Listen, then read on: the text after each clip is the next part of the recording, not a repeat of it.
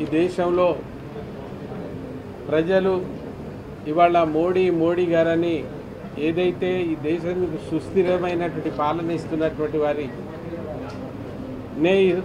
మూడోసారి కూడా ప్రధానమంత్రి చేయాలనుకునేటువంటి విధానంలో అబ్కీ బార్ 400 పార్ అనేటువంటి ఒక నినాదంతో ఎలక్షన్లు రేపు 13వ తారీఖు నాడు మన తెలంగాణలో ప్రారంభం అవుతుంది.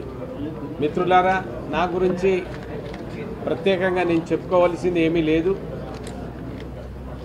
ఈ తెలంగాణ రాష్ట్ర సాధనలో నా వంతు పాత్ర నేను పోషించిన విషయం మీకు తెలిసిందే. నా పేరే ఉద్యమ యోధుల జమానత్దార్గా. కానీ మీకు ఎందుకంటే ఒక విషయాన్ని మేము ముందు ఉంచాలి.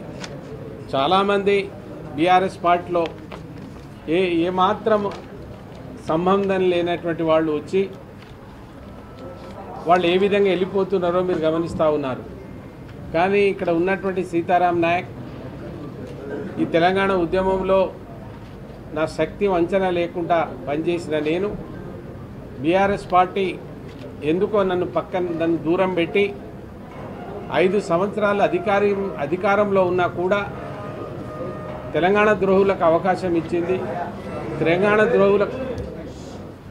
తెలంగాణ ద్రోహులకు టికెట్ ఇచ్చిన విషయం మీకు తెలుసు. ఏ నిండు సభలో ముఖ్యమంత్రి గారు సీతారాం నాయక్ గారికి 5 లక్షల ఓట్లతో గెలిపించండి, మీ రిజర్వేషన్ ఎట్లా రాదు అన్నారు. ఆ తర్వాత కొన్ని కారణాల వల్ల ఇయ్యలేకపోయినా ఆయన తప్పు చేయలేదని కూడా ఆయనే ఒప్పుకున్నాడు. మరి అక్కడ టికెట్ ఇచ్చింది ఎవరు? ఆ మైబాద్ రాళ్ళు జగన్మోహన్ రెడ్డిని తెలంగాణ వ్యతిరేకిని మైబాద్ తీసుకురావడానికి కారణమైనటువంటి కుటుంబం నుంచి రెడ్డి అనే కూతురు కవిత గారికి టికెట్ ఇచ్చారు. రెండోసారి కూడా తిరిగి ఆమెకే టికెట్ ఇచ్చారు. మొదటిసారి నేను తెలంగాణ తెచ్చిన దాంట్లో ఉన్నాం. తెలంగాణను ఎందుకు మనం తెచ్చిన తెలంగాణ ఏదన్నా తప్పు జరిగితే దాన్ని సరిదిద్దాలన్న ఉద్దేశంతో కేసీఆర్ దగ్గర అనేక ప్రయత్నాలు చేశాను. కానీ ఆ ప్రయత్నాలు ఏమీ ఫలించలేదు. తను ఏం చేయాలనో అదే చేసుకున్నాడు కనుక అయినా రెండోసారి ప్రకటించినాక కవితను కూడా నేను పార్టీ నుంచి బయటికి రాలే. కానీ మిత్రులారా, భారతీయ జనతా పార్టీ మన కేంద్ర మంత్రి కిషన్ రెడ్డి గారు గిరిజన విశ్వవిద్యాలయం ప్రారంభానికి వస్తూ ఒకరోజు ముందు 7వ తారీఖు నాడు మహాశివరాత్రికి ముందు రోజు నాయక్ గారు మీరు తెచ్చిన విశ్వవిద్యాలయం మీ పాత్ర ఉంది, మీరు ఎంత పని చేశారో మాకు తెలుసు, మా దగ్గర రికార్డ్స్ ఉన్నాయి, మీరు వచ్చి టెంకాయ కొట్టాలి, ఆ యూనివర్సిటీని మీరు ప్రారంభించాలంటే నేను అక్కడికి వెళ్ళి టెంకాయ కొట్టి వచ్చిన తర్వాత ఆయన తిరుగు ప్రయాణంలో మా ఇంటికి మళ్ళీ రావడం జరిగింది. వచ్చి ఒకటే అన్నాడు ఆయన, నాయక్ గారు మీరు తెచ్చిన తెలంగాణ గిరిజన యూనివర్సిటీ కావచ్చు లేదా రామప్పకు వారసత్వ సంపద గురించి మాట్లాడి ఇక్కడ నేను చాలామంది రేపు మీ ముందుకు వస్తారు, ఇష్టం వచ్చినట్టు మాట్లాడతారు. ఇక్కడ ఈ 15 వర్క్స్ ఉన్నాయి. నేను ఆ రోజు నా ప్రాంతీయ పార్టీలో ఉండి మోడీ గారిని మెప్పించి నేను ఈ 15 వర్క్స్లో ఇది చేసిన అనడానికి రేపు మళ్ళీ ఎవరో ఏదో మాట్లాడతారు, నేనే వచ్చి హన్మకొండను పొందించిన అంటే అటువంటి మాటలు మాట్లాడుతూ ఉన్నారు. దీనికి ఎవరో కాదు, ఇలా కాంగ్రెస్ పార్టీలో ఉన్న తుమ్మల నాగేశ్వరరావే సాక్ష్యం. రామప్ప దేవాలయాన్ని యునెస్కో గుర్తింపుకు నాకు కృషి ఉంది. ఇది మీకు సర్క్యులేట్ చేస్తాం. ఇలా అన్నీ ఉన్నాయి. ఇంకొకటి, అప్పుడు కడియం శ్రీహరి గారు రాజీనామా చేశారు. ఢిల్లీలో మీటింగ్ జరుగుతూ ఉంది మాది పార్లమెంట్ సభ్యులతోటి. నేను ఒక్కనే ఇక్కడ నుంచి ఉన్నా. అప్పుడు వరంగల్ను మైబాద్ నుంచి ఇక్కడ కోచ్ ఫ్యాక్టరీ గురించి లేచి నేను మాట్లాడిన ఆ మీటింగ్లో మిగతా ఎంపీలు కూడా ఉన్నారు.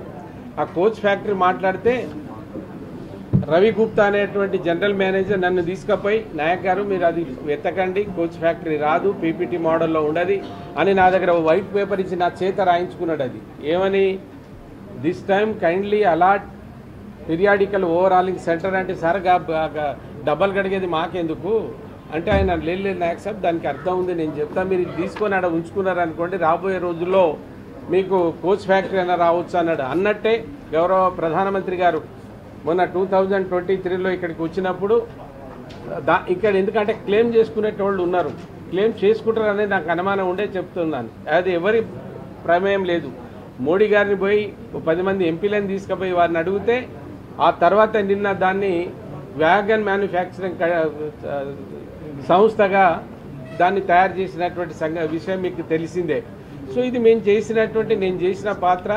నేను మళ్ళీ ప్రజలను కానీ మీడియాను ఒకటే కోరుతా ఉన్నాను, బీఆర్ఎస్ పార్టీ కేసీఆర్ గారు ఎందుకు నన్ను ఆ విధంగా చేశాడో నాకే అర్థం కావడం లేదు. అదేదైనా ఉంటే వారి విఘ్నతకే వదిలిపెడతా ఉన్నాను. బీఆర్ఎస్ పార్టీ టీ తీసేస్తే తెలంగాణ ప్రజల తల తీసేసినట్టు ఆ విషయాన్ని కూడా చెప్పాను. మీరు టీఆర్ఎస్ను బీఆర్ఎస్గా మారుస్తున్నారు, ఇది మంచిది కాదు. టీ అంటే తెలంగాణ ప్రజల తల సార్, ఆ తల తీసేసి ఎవరికి ఇస్తారు? బీని జోడించి ఏం చేస్తారు? ఏం సమితి అవుతుంది అది బీ నుంచి అంటే ఇక అయితే వినిపించకునేటువంటి లేదు. వారు ఏదనుకుంటే అదే. నేను వారిని నిందించదలుచుకోలేదు, ఎందుకంటే వారు ఏం తప్పు చేస్తే మళ్ళీ అది పాతాళానికి పోయిందో, ఆయన దగ్గర సంపాదించుకున్న వాళ్ళు, కిరాయికి బండ్లు కట్టుకొని వచ్చిన వాళ్ళు కోటాను కోట్లు సంపాదించుకుంటే 3 నౌకర్లు తీసుకొని వెళ్ళిపోతున్న సంగతి మనం తెలుస్తున్నాం. ఆ కోవలో నేను లేను. నా జీవితంలో అప్పటి నుంచి ఇప్పటి వరకు మచ్చలేని వ్యక్తిగా ఉన్నా. నాకు ఈ పనులే నన్ను మైబాద్లో గెలిపిస్తాయి. ఈ పనులే నన్ను మైబాద్లో 100% గెలిపిస్తాయి. చేయబోయే పనులు చాలా ఉన్నాయి. 5 సంవత్సరాలు వాస్తవానికి కేసీఆరే కారణం. మైబాద్లో ఏ ఒక్క పని జరగకపోవడానికి కేసీఆరే కారణం. లేదా నేను అప్పుడు శంకుస్థాపన చేసినవి కావచ్చు, ప్రారంభించినవి కావచ్చు, పెండింగ్లో ఉన్నాయి కావచ్చు, చాలా వర్క్స్ ఉన్నాయి. నేను ప్రజలకు హామీ ఇస్తున్నాను, నేను 100% నేను చేయగలుగుతాను. కానీ మిత్రులారా, మీరు ఒకటి గమనించాలి, కాంగ్రెస్ పార్టీకి మొన్న వేసినటువంటి ఓట్లు ఏదో కాంగ్రెస్ పార్టీని పనిచేసో కాంగ్రెస్ పార్టీ ఏదో చేస్తుందని ఓట్లు వేయలే. కేసీఆర్ దుర్మార్గం, కేసీఆర్ తెలంగాణ గౌరవాన్ని గంగలో కలుపుతున్నాడు. కేసీఆర్ ఉంటే రాబోయే రోజుల్లో ఈ ఉద్యమకారులందరినీ తీసుకుపోయి కాలాజేలని ఒకటి ఉన్నది, అట్లేమన్నా తయారు చేసి పెడతాడేమో అనేటువంటి ఒక భావనతో ఉద్యమకారులు వ్యతిరేకమైనరు, ప్రజలు వ్యతిరేకమైనరు. కనుకనే అతని గద్దెదించడానికి ఒక ఆక్రోశంతో వేసినటువంటి ఓట్లు కానీ కాంగ్రెస్ మీద వేసినటువంటి ఓట్లు కాదు. కాంగ్రెస్ ఫెయిల్ అయింది, ఇప్పటికే కాంగ్రెస్ ఫెయిల్ అయింది. 6 నెలల్లో వాళ్ళు 3 నెలల్లో ఇస్తామనేటువంటి హామీలు, ఆ 2 లక్షల రూపాయలు మాఫీ లేదు, 500 రూపాయలు కలిపి మేము తప్పనిసరిగా ధాన్యం కొంటామన్నారు, బోనస్ ఇస్తామన్నారు, 12,000 రూపాయలు మహిళలకు అన్నారు. ఏమిగా ఒక బస్సు అయితే ఎక్కించారు. దానికి సంతోషిస్తున్నాం. ఏదైనా మంచి పని చేస్తే ఎవరైనా సంతోషిస్తారు. కానీ మీరు ప్రజలకు ఇచ్చింది ఏంది? మీరు కరువు వచ్చింది, పోయిన ప్రభుత్వం కరువు అని కొట్లాడుతున్నారు కదా. ఎన్ని కరువు మండలాలను మీరు గుర్తు చేశారు? ఎన్ని కరువు మండలాలుగా మీరు ప్రకటించారు? కరువు మండలాలుగా ప్రకటించినటువంటి వాళ్ళు వ్యవసాయ శాఖ మంత్రి, నువ్వు కరువు ఉన్నది ఇక్కడ ప్రాంతంలో ఉన్నది ఎలా చెప్తా ఉన్నావు? ఆ రోజున అన్నటువంటి నీళ్ల సంగతి ఏంది? ఈరోజు ఏదో ఒక ప్రాజెక్ట్ని అద్దం పెట్టుకొని ఆ ప్రాజెక్టు అది పిల్లర్ చూపెట్టడానికి ఉన్నటువంటి నీళ్లన్నీ సముద్రంలోకి వదిలి కరువు తెచ్చిన దానికి కారణం కాంగ్రెస్ పార్టీ. ఇవాళ కరువు ఉన్నదంటే కాంగ్రెస్ పార్టీ. ఆ వ్యవసాయానికి 2 లక్షల రూపాయలు ఎక్కడ బాయ్? మీరు ఏం చేస్తున్నారో స్పష్టత ఇవ్వమని కోరుతా ఉన్నాను నేను. అది ఆ తప్పిదాన్ని తప్పనిసరిగా ప్రజలు ఇప్పటికే ఆక్రోశంగా ఉన్నారు. ఇకపోతే జరిగే ఎన్నికలు కేవలం ఈ దేశంలో మొత్తం ప్రాంత దేశంలో జరిగేటువంటి ఎన్నికలు మోడీని నమ్ముకొని ఎన్నికలు జరుగుతున్నాయి. సీతారాం నాయకునో ఇక్కడ ఆరూరు రమేషో మేము మా మీద ఉండేటువంటి అభిమానం ఉంటుంది, మాకు వేసేటువంటి ఓట్లు మాకు పడతాయి. కానీ జరిగే ఎన్నికల్లో సైలెంట్ ఓట్స్. మొన్న కాంగ్రెస్ ఎట్లా ఉందో అదేవిధంగా వాళ్ళు ఏదైతే కోపంతో వేశారో ఇవాళ ఈ దేశం బాగుండాలి, ఈ దేశంలో ఉండేటువంటి సంస్కృతి సంప్రదాయాలు ఈ దేశాన్ని కాపాడుకోవాలి. అది మోడీ గారి చేతిలోనే ఉంది. ఇవాళ పాకిస్తాన్ కావచ్చు, చైనా లాంటి దేశాలు కూడా వాళ్ళు బిత్తరపోయి చూస్తున్నారు మన సైనికులను చూసి. అందుకే అవకాశం మోడీ గారు ఇస్తలేరు. ప్రపంచ దేశాల్లో ఓ సుస్థిరమైనటువంటి పాలన ఈ దేశాన్ని అందిస్తున్నది మోడీ గారు, అవినీతి రహిత పాలన అందిస్తున్నది మోడీ గారు. ఎన్నడో మన దేవుని నిర్మాణం దేవాలయం ఏదైతే ఉత్తర భారతదేశంలో ఉండేటువంటి అయోధ్య ఇవాళ ఈ దేశానికి ప్రపంచ దేశాలకే శాంతికి ఒక భక్తికి నిలయమైంది. మేము అదే కోరుతా ఉన్నాం. మోడీ గారిని రేపు మా ప్రాంతానికి తెలంగాణకు వచ్చినప్పుడు భద్రాచలాన్ని దర్శించుకోమని మేము ప్రార్థిస్తున్నాం. నేనే కాదు, ఉన్నటువంటి ఎంపీలమందరం ఇక్కడ ఎవరైతే పోటీలు చేస్తున్నామో ఎంపీలంతా మోడీ గారిని కోరుతున్నాం. మీరు ఒక్కసారి భద్రాచలంలో అడుగుపెట్టగలిగితే ఇది దక్షిణ భారతదేశంలో కూడా ఆ అయోధ్యను మించి అయ్యేటువంటి అవకాశం ఉంది సార్. వారు వస్తే ఇక్కడ ఇప్పటికే 12 సీట్లు సర్వే మా మేము ఇక్కడ మా కార్యకర్తలు చేస్తున్నటువంటి పనుల మీద 12 సీట్లు ఇప్పుడే మన అధ్యక్షులు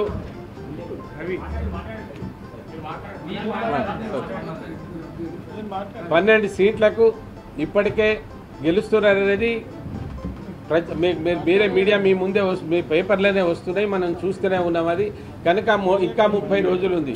మోడీ గారు ఒక్కసారి విజిట్ చేస్తామని హామీ ఇచ్చారు. వారు తప్పనిసరిగా వస్తే ఇక్కడ ఉండేటువంటి 17కు 17 సీట్లు భారతీయ జనతా పార్టీ ఖాతాలో పడేటువంటి అవకాశం ఉందని మీకు అందరికీ తెలియజేస్తూ మరోసారి ధన్యవాదాలు తెలియజేస్తా ఉన్నాను.